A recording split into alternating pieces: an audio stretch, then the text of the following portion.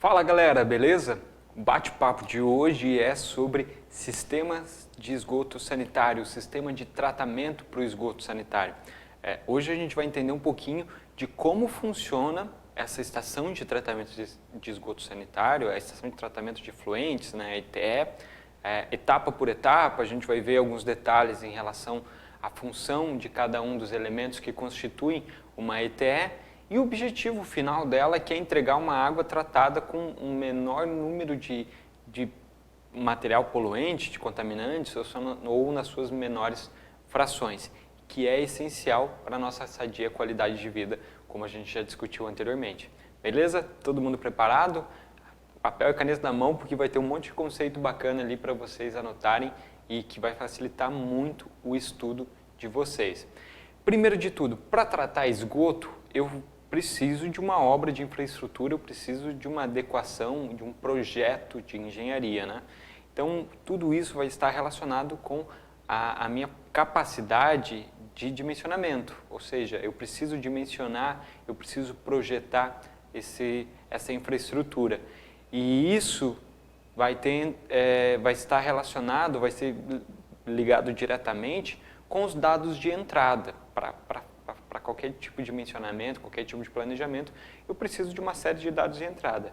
O dimensionamento de sistema de tratamento de efluentes, eles necessitam de dois dados principais, né, dentre os diversos, que é o tamanho dessa minha rede de coleta, né, a quantidade de material e de efluente que vai chegar na minha rede, e também qual é a carga poluidora, quais são as concentrações das principais características e parâmetros que eu preciso remover. Então, baseado nisso, eu consigo escolher a tecnologia mais adequada e aí sim partir para o dimensionamento e como eu disse, a partir dessa tecnologia escolhida, que ela vai ter diferentes níveis de tratamento, diferentes processos de tratamento e diferentes configurações.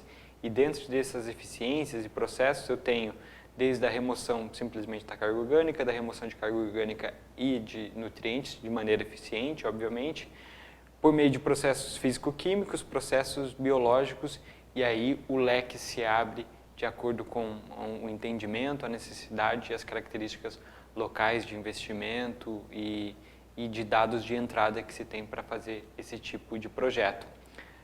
Tudo isso vai influenciar tanto no grau de eficiência para o tratamento e está baseada no tipo do material que eu preciso tratar, né? Uma das características que tem que ser seguida a todo momento são aquelas definidas pela legislação. O meu sistema de tratamento ele tem que atender a uma legislação que define parâmetros mínimos de eficiência para que isso aconteça. Então, é importantíssimo olhar quais são os parâmetros definidos pela legislação no determinado momento onde eu estou fazendo o dimensionamento de um sistema de tratamento de efluentes ou a adequação de um. A legislação é quem dita a regra, como sempre. A norma técnica e a legislação são fundamentais.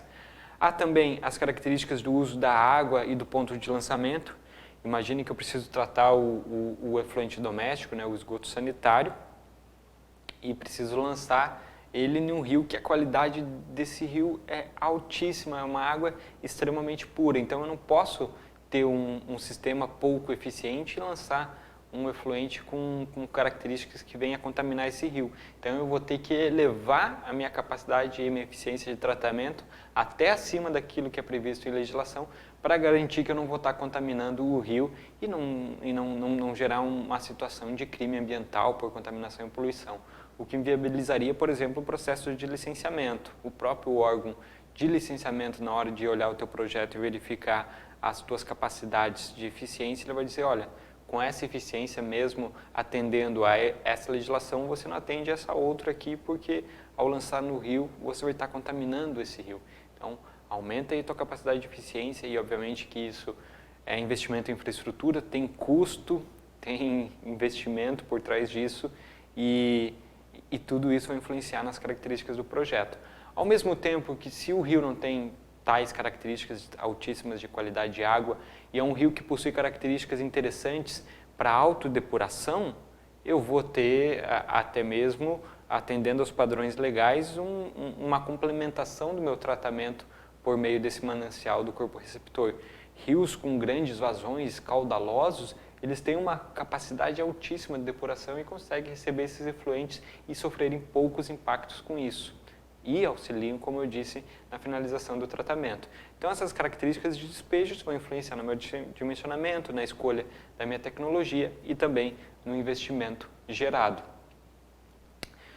E como determinar o que é necessário, né? Como eu disse, tem que ter a verificação da diluição local, da mistura no rio, dessas capacidades. Por isso é importante fazer um estudo de autodepuração, uma modelagem, verificar, olha, se eu jogar o efluente nesse rio com tal característica, qual será o comportamento de autodepuração? Como é que esse rio se comportará degradando essa matéria orgânica, degradando esse nutriente que está aí lançado? Tem que verificar se ele atende à legislação, e nós temos duas legislações importantes nesse sentido, que é a CONAMA 430 de 2011 e a 357 de 2005. A 357 vai trazer as classificações de enquadramento dos corpos hídricos e da possibilidade do lançamento, e a 430 de 2011 os parâmetros de lançamento. Então, elas são complementares nesse sentido. E lá na CONAMA 430 diz que os materiais sedimentáveis elas podem ter até 1 miligrama por litro, de maneira geral, né? O pH tem que estar entre 5 e 9, a temperatura tem que ser inferior a 40 graus e a DBO máxima é de 120 miligramas por litro ou com uma eficiência de remoção de 60%, desde que se adeque ao enquadramento do corpo receptor. Já falamos sobre isso, existe um outro vídeo aí que vocês podem procurar da 430, que diz, não basta só eu garantir os 120 miligramas ou 60% de eficiência, se o meu lançamento é naquele rio que não tem esse enquadramento para receber despejos para efluentes. Então, são características que precisam ser sempre lembradas e observadas. E esse quadro que vocês estão vendo aqui é mais ou menos o funcionamento da capacidade de autodepuração natural dos rios. Dentro do rio existem várias zonas com a atuação de diversos indivíduos e agentes para a degradação dessa matéria orgânica por meio de degradação biológica e bioquímica. Nós temos desde pontos onde você vai ter um consumo muito grande de oxigênio para a degradação dessa matéria e até mesmo depois da degradação, a mineralização dessa matéria, a reestruturação da curva de oxigênio. Por isso que a gente tem ali as zonas de autodepuração sendo chamadas, né? Você tem uma primeira zona onde o oxigênio é muito alto, muito presente, e por isso tem a presença grande de peixes, etc. Eles precisam desse oxigênio dissolvido na água para respirar, que é uma zona de água limpa. A partir do momento que ela recebe o efluente, inicia-se uma zona de degradação. Há uma zona de decomposição ativa onde naquele ambiente os micro-organismos mais resistentes e adaptados à degradação desse tipo de matéria vão estar presentes e vão se desenvolver justamente para essa finalidade. Há uma zona de recuperação, alguns metros posterior a esse lançamento já há uma zona de recuperação, e esse processo natural de aeração, de entrada de ar por meio de quedas de águas e de sistemas caudalosos de rios vão facilitar isso, até que eu chego numa zona de águas limpas onde eu tenho uma normalidade novamente do rio. Então esse é o estudo de modelagem que eu preciso fazer para o lançamento e análise da qualidade do rio para saber se às vezes eu não estou interferindo significativamente na qualidade do rio. É muito comum ouvir essa expressão nesse meio que o lançamento tem uma qualidade superior ao rio. Isso é muito bacana, porque isso quer dizer que o teu processo de tratamento de efluente é tão eficiente que a água que você lança no rio é mais limpa que o próprio rio. Então, mais limpa dentro de aspas, né? Porque ainda assim há substâncias ali dentro, mas em menores concentrações, que não são tão agressivas. Mas não dá para se cair numa armadilha que o rio está sujando o efluente. Na verdade, há uma mistura dos dois e há uma composição desses dois mais à frente. E lembrando sempre que a vazão do efluente vai ser muito menor que a vazão do rio. Para que esse rio possa receber esse efluente, a vazão dele tem que ser muito maior, né? Eu não posso criar um rio a partir de um efluente.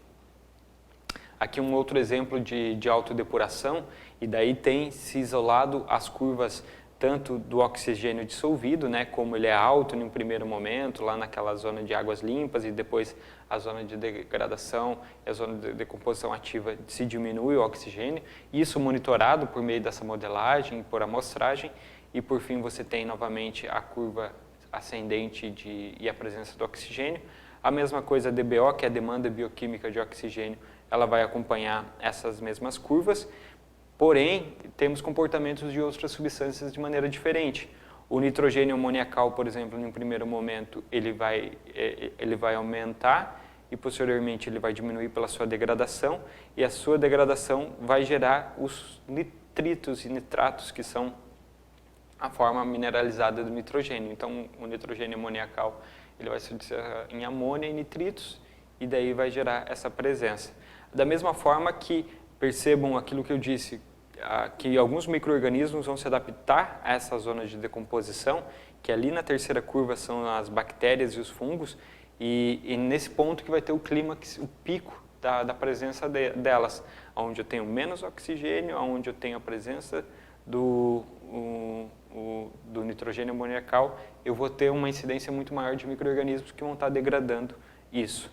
E nesse momento, como tem pouco oxigênio, não tem tantas águas, quando o oxigênio volta a ser reestabilizado, aparece novamente a presença de algas.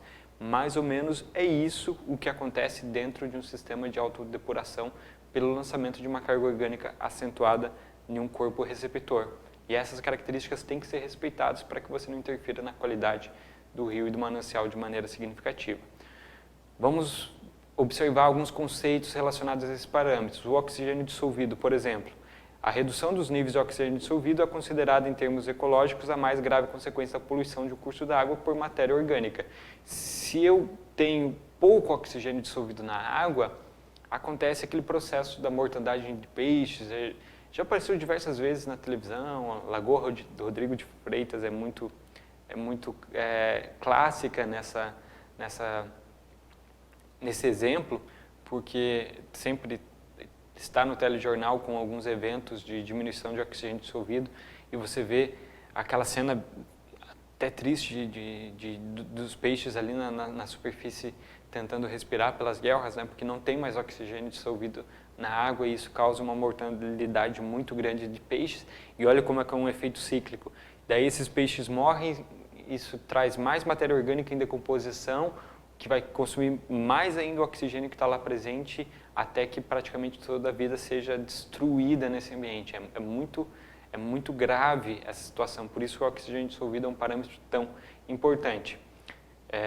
Porque todos os micro-organismos que precisam de oxigênio para sobreviver vão acabar morrendo, e a morte deles vai gerar mais matéria orgânica que vai ser degradada e vai ser consumido mais oxigênio. A oxidação da fração carbonácea da matéria orgânica é importante para o processo de nitrificação, e a demanda bentônica, que é provocada pela estabilização de uma fina camada superficial de lodo, eventualmente existente no fundo dos rios. Então, no fundo dos rios existe um lodo também que vai consumir parte dessa matéria orgânica, né, os micro-organismos presentes neles, que essa demanda bentônica também vai ser um indicador interessante para verificar a qualidade de vida desse manancial. O oxigênio também é um dos processos responsáveis pela introdução de oxigênio na massa líquida, né? E com esse oxigênio pode-se startar os fenômenos conhecidos como a fotossíntese e a reaeração atmosférica. Aliás, a fotossíntese e a reaeração atmosférica que vão introduzir novamente o oxigênio para a água. A reaeração atmosférica é a entrada de ar da atmosfera de novo para o corpo hídrico por meio das quedas, etc.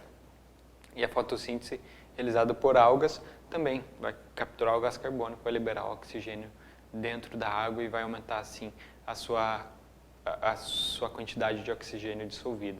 A DBO, que é a demanda biológica de oxigênio, ela está relacionada a quanto de oxigênio precisa ser consumido para a degradação biológica daquela substância, seja ela matéria orgânica ou qualquer outra substância que precise desse tipo de função de degradação. Em águas naturais muito poluídas, a DBO é muito alta, ou seja, a demanda para degradar é muito alta.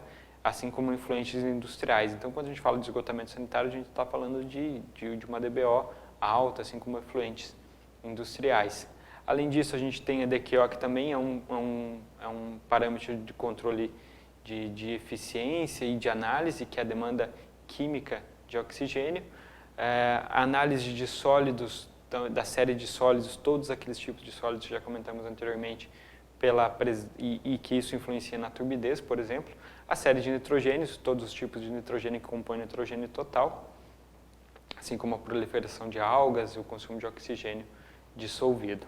Aqui são alguns parâmetros que podem indicar se esse efluente ele tem uma característica mais forte ou mais fraca na hora de se estimar a forma de tratamento e até para se analisar o corpo receptor. Por exemplo, a DBO acima de 400 mg por litro, ela é considerada uma DBO alta, entre 220 médio e abaixo disso 110 fraco. Da mesma forma, a DQO, o carbono orgânico total, o nitrogênio orgânico, o nitrogênio amoniacal, o fósforo orgânico, os cloretos, óleos e graxas também presentes ali. Cada um vai ter faixas onde essa concentração está mais alta ou ela está baixa e que dá uma característica para o efluente. Falando dos sólidos, lembrando, os sólidos totais, eles podem ser divididos em sólidos em suspensão, aqueles que não são filtráveis, tanto os fixos quanto os voláteis, e os dissolvidos, que não filtráveis, que são fixos e voláteis também. Isso só para dar uma ideia dos parâmetros que são acompanhados e monitorados para ver tanto a característica do efluente como a característica do corpo receptor. Essas duas relações, elas têm que casarem para que o corpo receptor possa receber esse efluente e esse efluente possa ser destinado a esse corpo receptor, certo? Falando um pouquinho dos sistemas, vamos começar pelo início, por assim dizer. O efluente, uma vez gerado nas nossas residências, ele precisa ser coletado.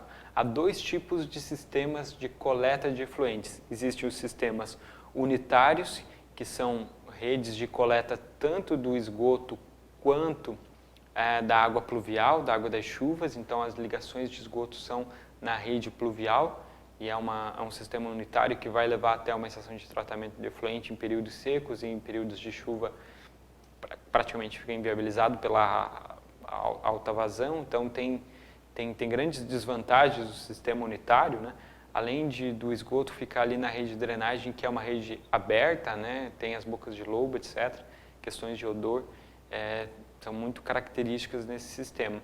E o sistema separador absoluto, que do aspecto de engenharia é o mais indicado, onde eu tenho uma rede de coleta de esgoto única e uma rede de drenagem pluvial única, para que essa água pluvial, que tem uma característica mais de uma qualidade melhor, seja destinado aos sistemas de macro drenagem da maneira adequada e não misturadas com esgoto para serem tratados ou algo nesse sentido.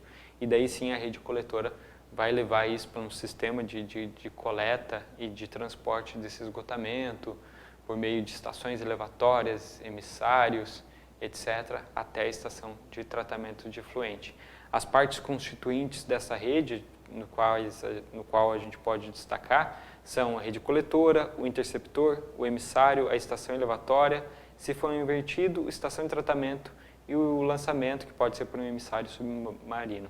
São as principais partes constituintes de um sistema de tratamento de esgotamento sanitário. Aqui tem um exemplo que ilustra, né, um fluxograma que ilustra. Então, lá, cada flechinha é a contribuição. Nós temos as redes coletoras prediais.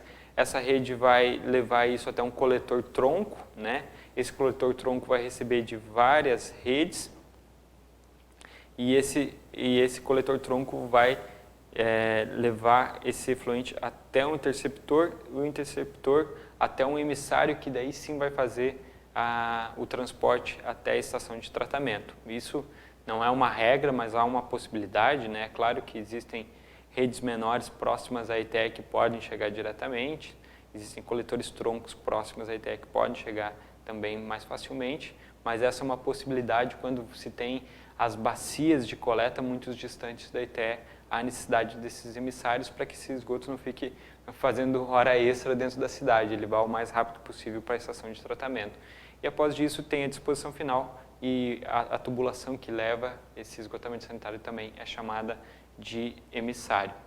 Aqui, a instalação da rede, assim como nas redes de distribuição de água, a instalação da rede de coleta é um custo altíssimo dentro das obras de infraestrutura para sistemas de tratamento de esgotamento sanitário. E ela também vai ser dimensionada de acordo com o adensamento urbano, com o número de pessoas, com a contribuição per capita de cada um. É ideal que se instale ela no passeio, mas por vezes ela é instalada também nas vias principais ali.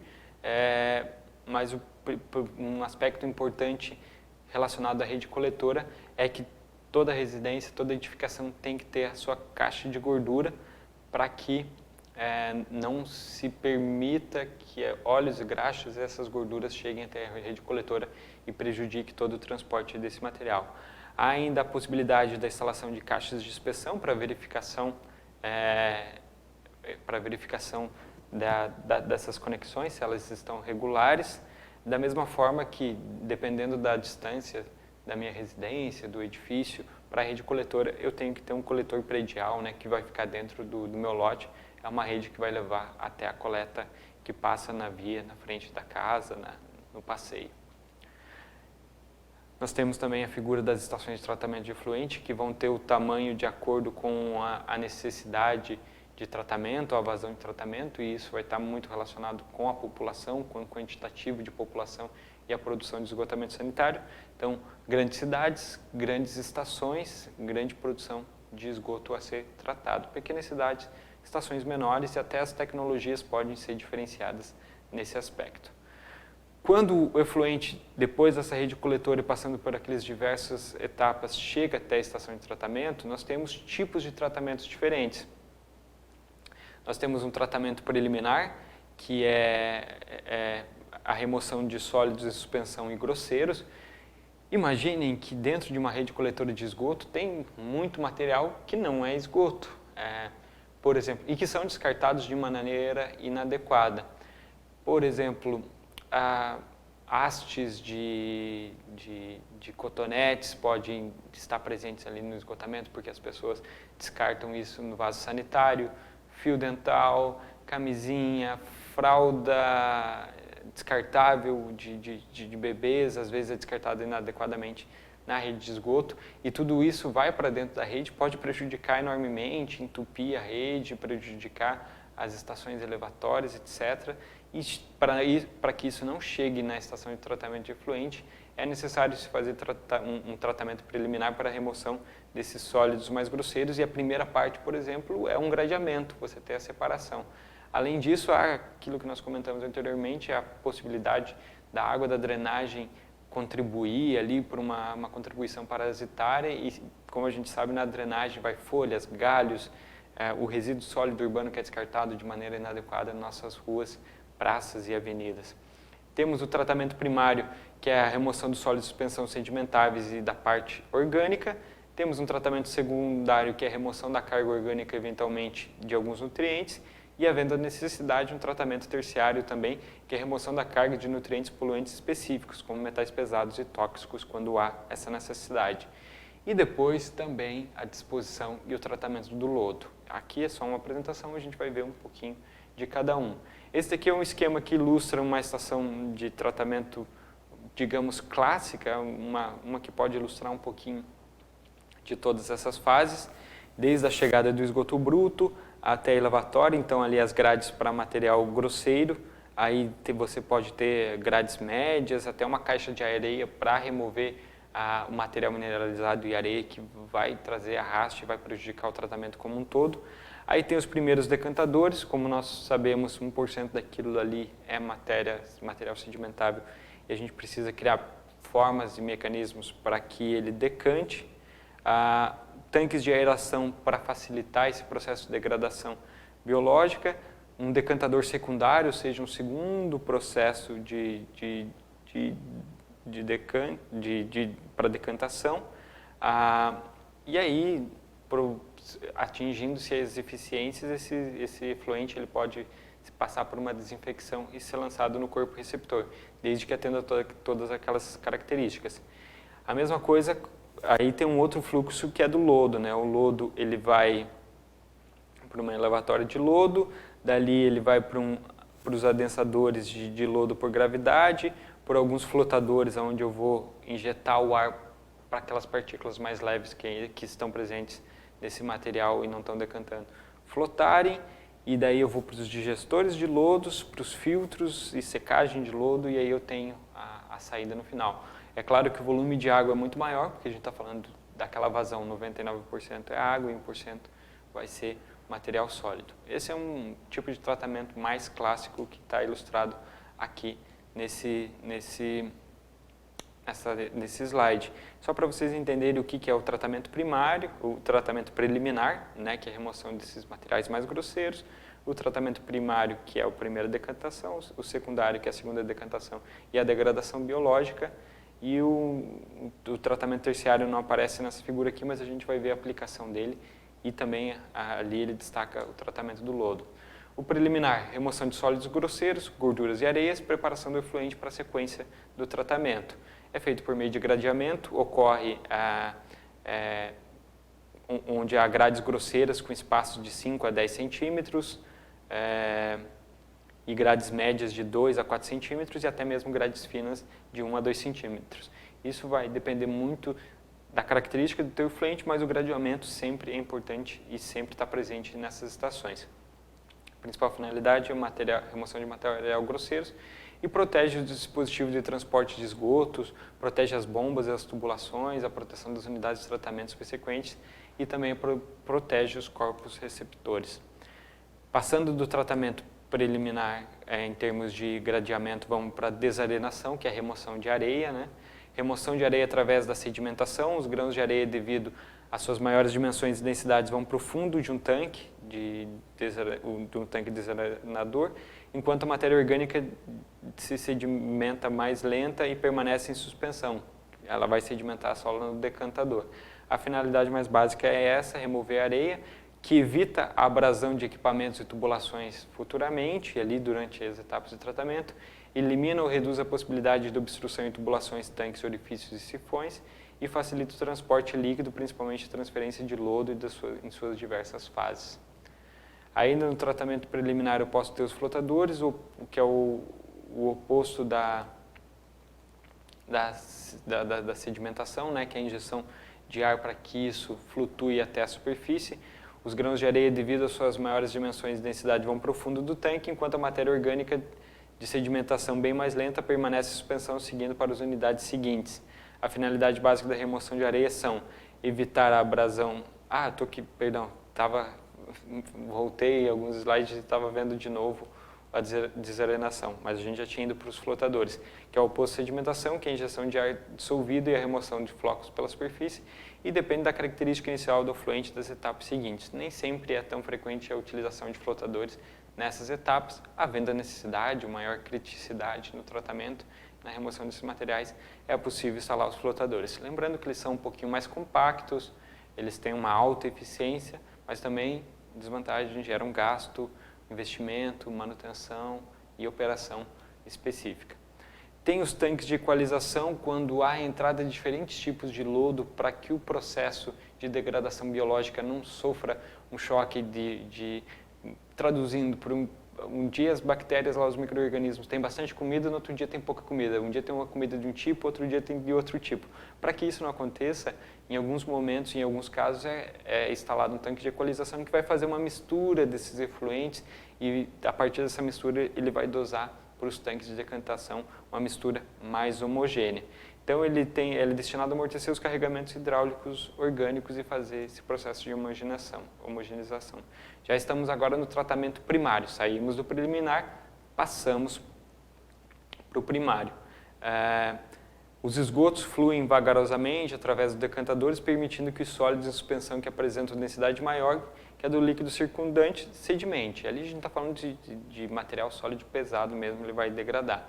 A massa de sólido denominada lodo primário bruto pode ser adensada no fundo do lodo, ou seja, compactada, né? Você adensa ele para ele ocupar uma área menor e com isso você concentra maior as partículas sólidas e libera o material líquido que poderia estar presente ocupando aquele mesmo espaço.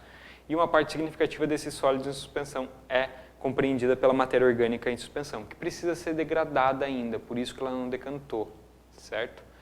Aí, dentro do tratamento primário, há a possibilidade de ter peneiras rotativas, dependendo da natureza e da granulometria desse material sólido que ainda fica em suspensão. As peneiras podem substituir um sistema de gradeamento ou serem colocadas em substituição aos decantadores primários. É esse fluido, esse fluente, passar por uma peneira. As peneiras rotativas é porque elas ficam rodando e fazem com que a água passe obrigatoriamente dentro por meio desse processo de filtragem, né? A finalidade é separar os sólidos com granulometria superior à dimensão dos furos da peneira, obviamente, e o fluxo atravessa o cilindro de gradeamento em movimento de dentro para fora. Os sólidos são retidos pela resultante das perdas de carga na tela e são removidos continuamente e recolhidos por caçambas. Aí, próximo dessas peneiras rotativas, há um descarte em caçamba desse material grosseiro maior e mineralizado. Temos dentro do tratamento secundário aí o tanque de aeração, que é a remoção da matéria orgânica efetuada por reações bioquímicas realizadas por micro-organismos aeróbios, ou seja, eu quero que essa matéria orgânica que ainda está lá presente seja degradada, seja mineralizada, a parte da fração dela, liberada em gás outra parte. Eu vou fazer isso por meio da ação de micro-organismos aeróbios, aqueles que precisam de oxigênio para a sua ação, precisam de oxigênio para gerar essa degradação. Então, eu faço a aeração desse efluente nesse tanque. A base de todo o processo biológico é o contato efetivo entre os organismos e o material orgânico contido nos esgotos, de tal forma que esse possa ser utilizado como um alinhamento pelos micro-organismos. Então, percebendo essa necessidade, se instala o tanque de aeração para um tratamento secundário.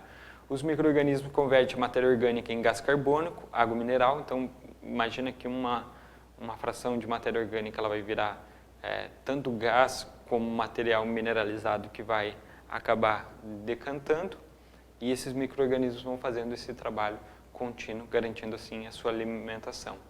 Dentro do tratamento secundário ainda existe a opção e a possibilidade de trabalhar com lodos ativados, que funcionam basicamente ali nos sistemas de decantadores, né? Os decantadores secundários exercem um papel fundamental no processo de lodos ativados, sendo responsável pela separação dos sólidos de suspensão presentes no tanque de aeração, permitindo a saída de um efluente clarificado e pela sedimentação dos sólidos de suspensão no fundo do decantador. Ou seja, há micro-organismos ativos nesse lodo trabalhando e degradando a matéria orgânica que possa ter vindo a sedimentar, né, nesse lodo, para que a remoção seja cada vez mais eficiente e significativa. O efluente do tanque de aeração é submetido à decantação, onde o lodo ativado é separado, voltando para o tanque de aeração. Frequentemente, esses lodos eles passam por recirculação para que você tenha uma quantidade grande de micro-organismos e com a adaptação já necessária para degradar a matéria orgânica. O retorno do lodo é necessário para suprir o tanque de aeração com uma quantidade suficiente de micro-organismos, daí manter essa relação, a quantidade de alimento e micro-organismos equilibrada e decompor com maior eficiência dessa maneira. E o efluente líquido oriundo do decantador secundário é descartado diretamente para o corpo receptor se ele já atender as características dos padrões legais, ou pode até ser reutilizada essa água em reuso menos nobres, como lavagem de ruas, para regar jardins, algo nesse sentido. Em alguns locais já é feito o reuso. Aqui tem o exemplo de como funciona o organograma com os lodos ativados e exemplifica um pouco desse desenho esquemático que eu expliquei anteriormente a vocês. E aqui tem uma foto que ilustra também tudo isso, né? É legal ver o fluxograma, mas é bacana ver a foto. Então, desde lá do tanque de equalização, o adensador para compactar, para trazer mais próximo, em uma menor área, esse lodo. Temos os decantadores, o tanque de aeração para a injeção do oxigênio. Temos um pequeno tanque lá de floculação para a formação dos flóculos, que, como eu disse, não há uma regra para o dimensionamento das estações de tratamento, ela se adequa de acordo com os tipos de efluentes gerados. Então, os layouts vão ser os mais diversos possíveis para se adequarem à eficiência de tratamento necessária e ao tipo de efluente que é preciso tratar. O tratamento terciário é um tratamento também conhecido como tratamento avançado. Ele objetiva a remoção de poluentes específicos que não foram removidos nas etapas anteriores. Esse efluente ele tem uma característica muito específica, ele tem determinada substância, a presença de metais pesados, por exemplo. Aí eu preciso ter um tratamento que remova especificamente esse tipo de substância para atender à norma. E dentro dos tratamentos terciários, nós temos também conhecidos como polimento para atendimento de legislação. É uma expressão utilizada para o tratamento terciário avançado ou um tratamento de polimento. Nós temos desde a remoção de sólidos dissolvidos por osmose reversa, troca iônica, eletrodiálise reversa, evaporação, remoção de sólidos suspensos por macrofiltração, microfiltração, ultrafiltração, nanofiltração, clarificação ou ozonização, a remoção de compostos orgânicos por ozonização ou carvão ativado e a desinfecção com cloro, ozônio, dióxido de cloro, pergamato de potássio, cloramidas, radiação ultravioleta, entre outros meios, que são exemplos de tratamentos terciários que podem estar presentes dentro da estação de tratamento de efluente. Isso, como eu disse e vou me repetir várias vezes, vai estar muito relacionado com as características do efluente, com a necessidade do atendimento da legislação e com a exigência, por exemplo, do órgão licenciador. O órgão que emite a licença para essa estação pode, em determinado momento, não se sentir seguro com o layout que está ali proposto e exigir que seja feito um tratamento terciário para determinada substância. E, é claro, tomando essa decisão com base na análise de informações, de amostras e etc. A escolha do processo de tratamento depende de todos esses fatores e outros ainda, né? Por exemplo, a área disponível, às vezes eu quero fazer um tratamento por meio de lagoas, anaeróbias, aeróbias ou lagoas facultativas, mas isso exige uma área muito grande. A geração e disposição dos resíduos finais, se há capacidade de disposição desses lodos, aonde, a que custo, a mão de obra, a qualificação dessa mão de obra, monitoramento e controles operacionais e, além dos recursos, o din-din, o cache disponível, né, para esse tipo de infraestrutura. Aqui tem mais alguns fluxogramas que ilustram também outros métodos convencionais e mais comuns de ser utilizados. Aqui a gente tem um processo de lodos ativados convencional, ó, com grade, caixa de areia, decantador primário, aí vai para o adensamento, há uma recirculação, vai para o tanque de aeração, para o decantador secundário, uma recirculação e, por fim, para o rio. E o lodo do adensamento, ele vai para uma digestão, secagem e, por fim, eu tenho um lodo seco. Aí um processo com lodos ativados com aeração prolongada. Gradeamento, caixa de areia, tanque de aeração, decantador secundário, recirculação e vai para o rio. Aquilo que foi adensado e não passou para a recirculação, ele pode ir de novo para o tanque de aeração e seguir todo esse processo, ou pode ir para a secagem, e aquilo que não secar pode retornar no processo, e assim por diante até sobrar o lodo seco. E um sistema de lagoas aeradas mecanicamente seguidas de lagoas de decantação, que é um sistema mais simplificado, mas que requer mais áreas para que seja feito essa instalação. Nós temos grade, caixa de areia, lagoas aeradas, ou seja, com a injeção de ar, e lagoas de decantação com a geração de lodo, por fim, o lançamento em rio. Sistemas de filtros biológicos aeróbios, ou seja, com a presença de ar. Tem a caixa de areia, decantador primário, aí você tem esses filtros biológicos, decantador secundário, há possibilidade de recirculação desse material, adensamento, digestão, secagem do lodo. E sistemas de tratamentos conjugados anaeróbio e aeróbio. Então, quando você tem um sistema misto, tem a grade, caixa de areia, um reator UASP, aí você pode ter a complementação para um lodo ativado, lagoa de estabilização, lagoas aeradas, filtros biológicos convencionais, filtros biológicos aerados submersos e filtros físico-químicos. Só esse slide já renderia aí um bate-papo nosso de 10 horas para entender o funcionamento de cada um deles. Mas entendo também que não é o objetivo inicial dessa nossa conversa, é sim mostrar para vocês o caminho e a partir desses elementos vocês aprimorarem o planejamento de estudos. Eu me despeço aqui desse nosso bate-papo de hoje, desejo muita sorte para vocês aí nessa jornada que vem se desenvolvendo e até a próxima. Valeu!